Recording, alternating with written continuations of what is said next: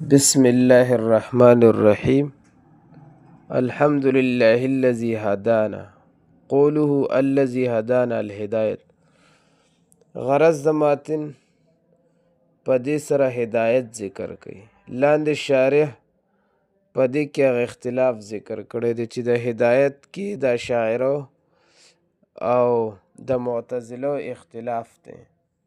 اهل سنت والجماعت وی چې هدایت په معنی د ارات الطریق سره دی، او معتزله وی چې هدایت په معنی د ایصال المطلوب سره دی. یعنی مطلب دا دی چې فرق دا دی،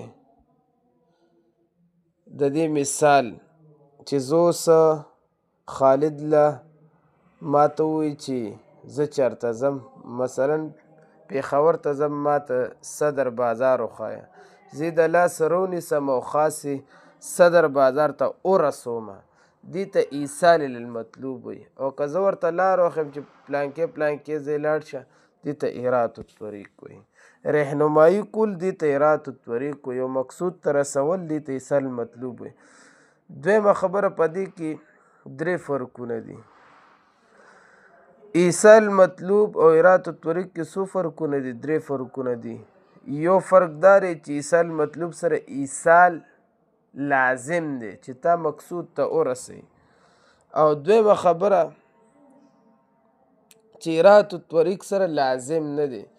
ایصال سره وصول لازم دی چې تا به خامخا مقصود ته رسوي، او اراعت سره وصول لازم نه دی.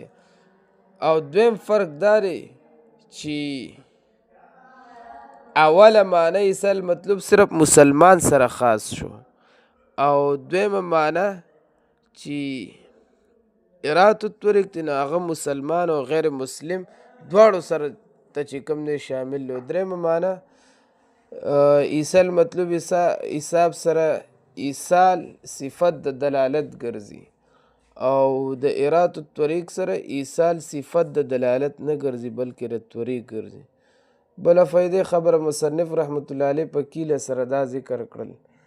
نو دی ولې په کیله سره دا دواړه مذاهب ذکر کړل؟ د دې جواب دا دی، بعضې وایي چې په کیله سره ایصال مطلوب دا مذهب د معتزلو دی، بعضې وایي چې د ارات الطریق دا مذهب د اهل سنت والجماعت دی، لکه څنګه چې په متن کې ذکر دی. او بعضې وایي چې وبعکس ذالک د دې عکس دی. یعنی مطلب دا دی چې ارات الطریق دا مذهب د معتزلو دی، ایصال مطلوب دا مذهب د